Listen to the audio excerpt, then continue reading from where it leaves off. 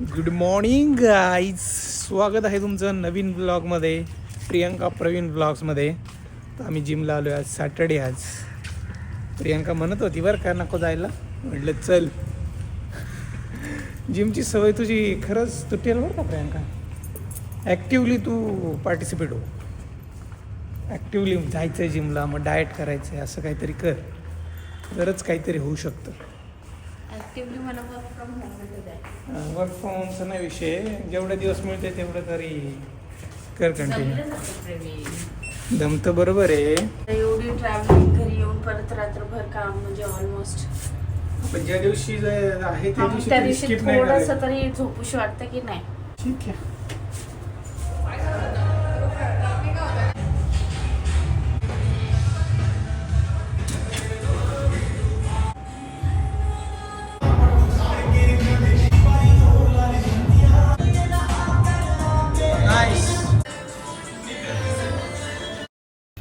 Gym झाली आहे काही 9:15 वाजलेत. आता सवयत घरी आवरायचंय आणि जायचंय आपल्याला गावी, मामाच्या गावी जायचंय. देवाला माहित होतं ना तुम्ही ऐकत नाही गोष्टी, म्हणून देवाने डोळे मोठे दिले मला. बघा, प्रियंकाचे डायलॉग एक से बडकर एक असतात. बॉल घेतलं मी, इथे खेळायला त्याला. चलो गाईस. गणपती बाप्पा मोरया. आम्ही चाललोय आता मामाच्या गावी. दुसरा मामा आहे तर तो यादववाडीला. कुठे काय आता बघा पुढे. दे इकडे जरा, दे दे दे दे. चल माझ्या चल. सीएनजीचा रेट नाही वाढला, 92 रुपये आहे. आज पेट्रोल वाढलं.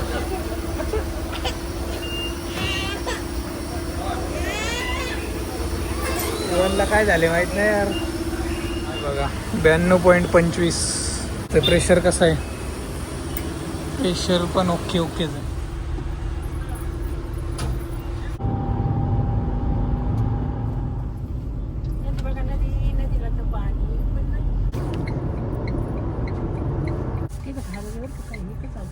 बेलवंडी फाट्यावर इथून राईट घेतलाय आता, आणि आज समोर दिसतोय ना तुम्हाला तो पुणे अहिल्यानगर हायवे. तिथे हॉटेलमधून काहीतरी घेऊ आता खायला आपण, कारण लहान लहान मुलं आहेत. सोनपापडी वगैरे बघत होतो मी, पण इथं काहीच नव्हतं. हे घेतले चोको पाय, लोटे चोको पाय. 18 पीस असतात त्याच्यात, कारण चार मुलं आहेत लहान लहान.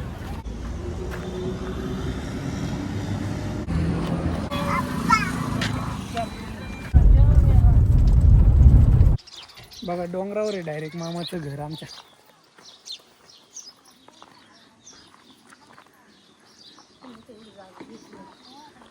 कोणती विकत घेतलेली ना? बघा इथं रेंज नाही, त्यामुळे जुगाड केलाय मोबाईलचा इथं. हा कोणतं टायर माठ असा ठेवलाय. आणि हे डबडे मला वाटते पोहायचे आहेत काय? मग कोणाला नाही पोहता येत? तुला लागतं का? आणि त्याला बरं आहे बाबा, शिकले तुम्ही. इकडे बघ, इकडं तुझं नाव सांग. तुझं नाव सांगितलं. व्हिडिओ चालू आहे बरं का? नको नाही सांगायचं. हॅलो मनू, सानू आणि पिऊ. आणि याचं पण नाव माहिती आहे मला, शिवान. बरोबर ना? दिल्लीवरून आलाय का रे तू? व्हिडिओ बंद केलाय, बोल ना.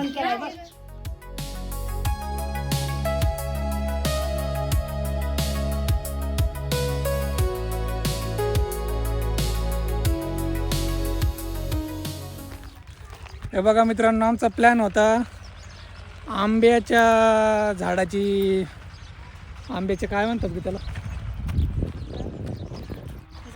आंब्याची झाडं, आंबा लागवड बघायला जायचं. पण मामा नाही आहे, त्यामुळे आता आम्ही डोंगरावर आले शूट करायला.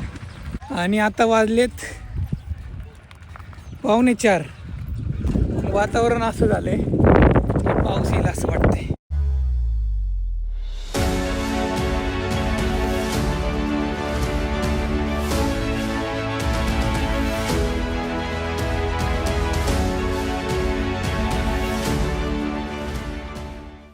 बांगडीचा कलर लाल असं.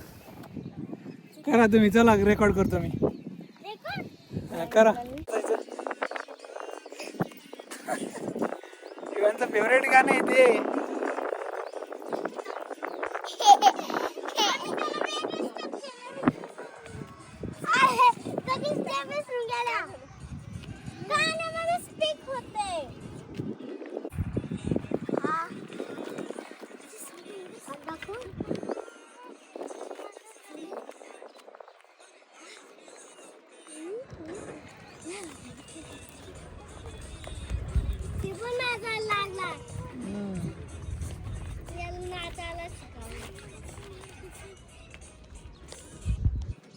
छान केलंय.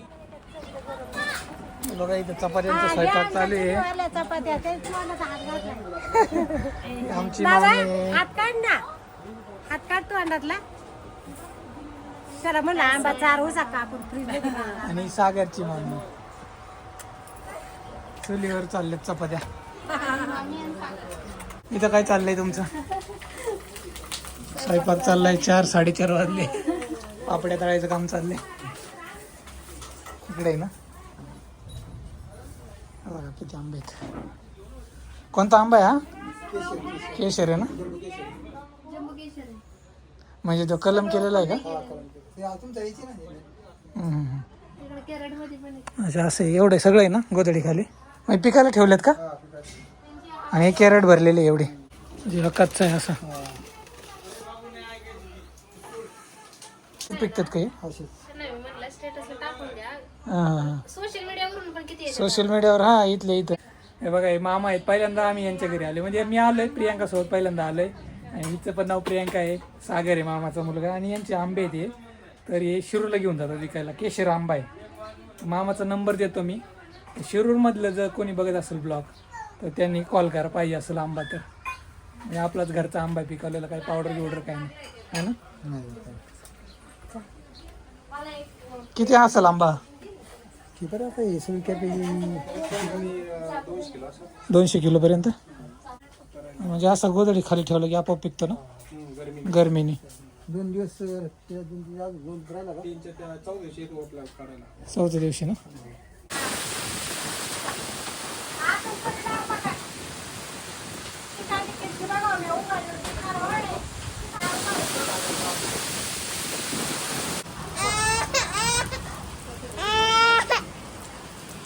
जायचं पावसात जायचं.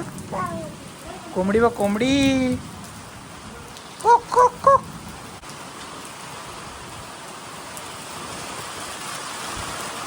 इकडे या माग. पाऊस पडून गेलाय. 5:30 वाजले. एकदम मस्त थंडगार झाले वातावरण. बघा मस्त एकदम झाड आहेत माग. चाफा आहे, जास्वंद आहे. तर आलो तेव्हा एवढं गरम होत होतं ना. एकदम भारी हिरवगार आहे. बघा एकदम सगळं थंड झालंय.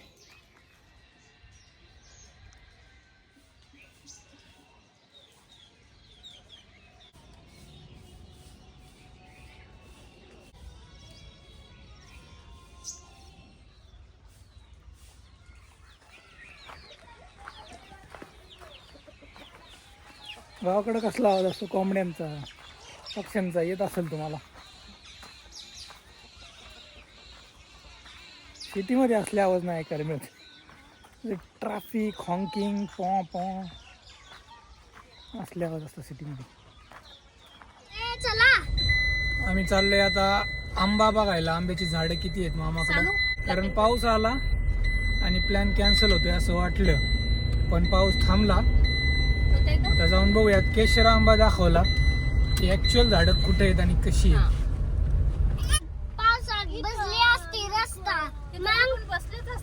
कोण दोघं? ते समोरचे सागर भाऊजी आणि बसले असते.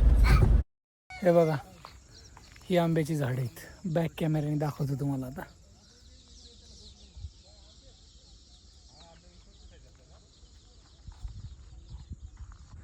हे बघा ही जाळी लावली आहे. रानडुक्कर, हरिण वगैरे आतमध्ये येतात ना त्यामुळं. आणि ही आहेत सगळी आंब्याची झाडं.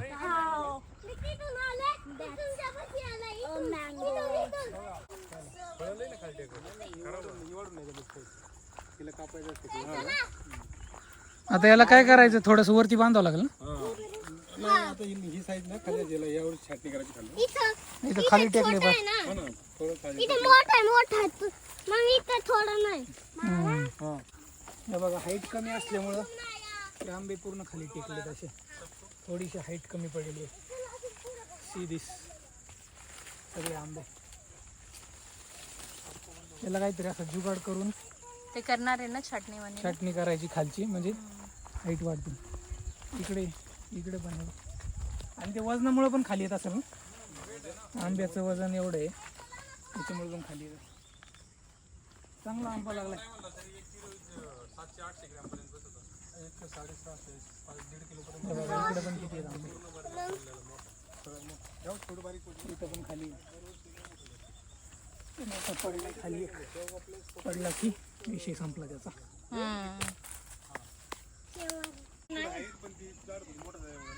अच्छा, आपल्याला जाता नाही येणार का? हे बघा इकडे तर जंगलच झाले एकदम. खाली वाकून जावं लागते. ही पिशवी आहे का आंबे तोडायची? वरची आंबे तोडायची.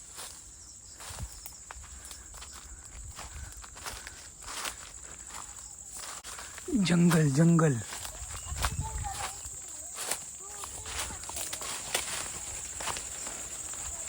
इथं एंड आहे मला वाटते आता. झाडं लावलेले बरेच वर्ष झाले ना सागर? 6 ना?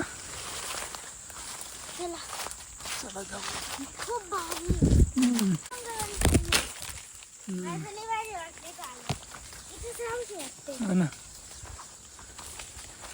बरेच आंबे आहेत अजून तोडायचे बाकी. हे बघा इथं पण किती आंबे आहेत. इथं पण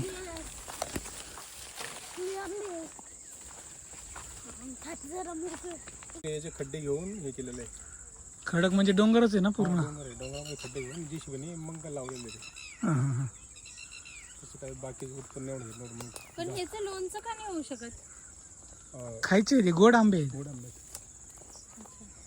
लोणचं असं आपल्याला आंबट पाहिजे ना. हा, आंबट पाहिजे लोणच्याला प्रियंका.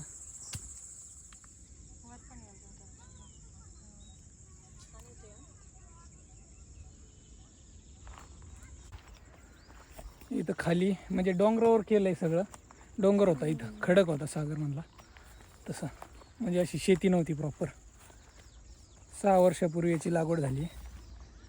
आणि आता दरवर्षी येतात ना एवढे. आता चालू झाले. म्हणजे पहिले 3 वर्ष मेहनत. मामा एकदम हार्डवर्किंग आहे बाबा. एवढ्या डोंगरात आंबे येणं म्हणजे. ज्वारी पडली पावसामुळं.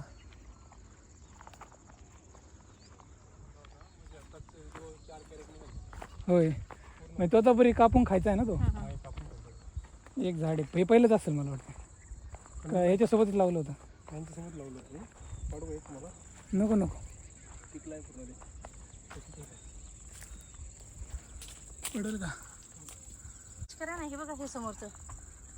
हे माझा हात बघा नीट. नाही तो म्हणते वरती. हा वरती पिकलेलं आहे ते बघ. पण नाही ना.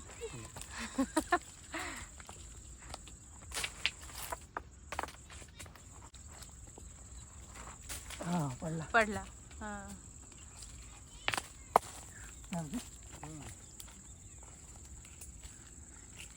हा तो तपुरी लगेच कळतोय.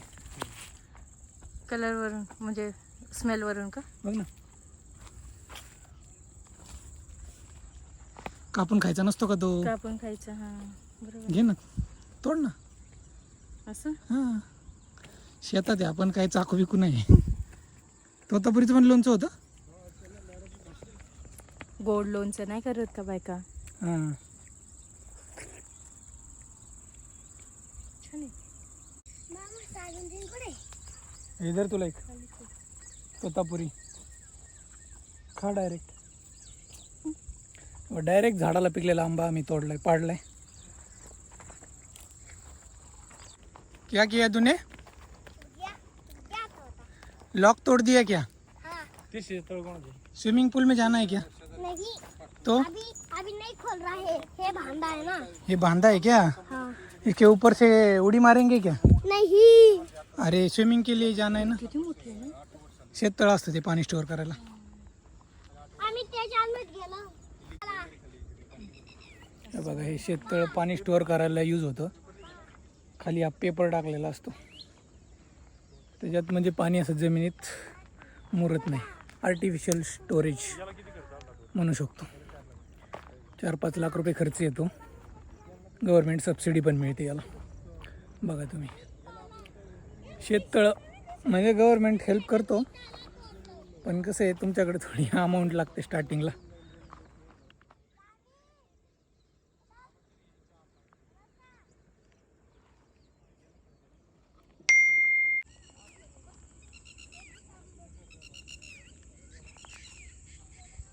दिस इज लाईफ गाईज.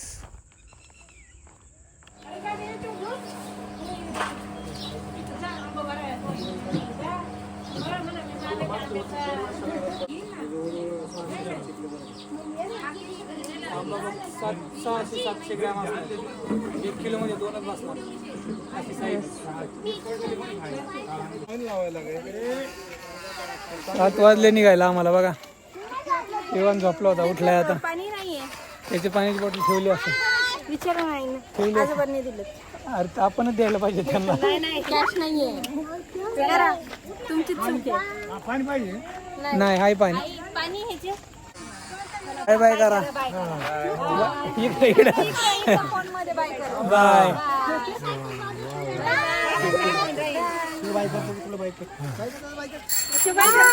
इकडे देऊ.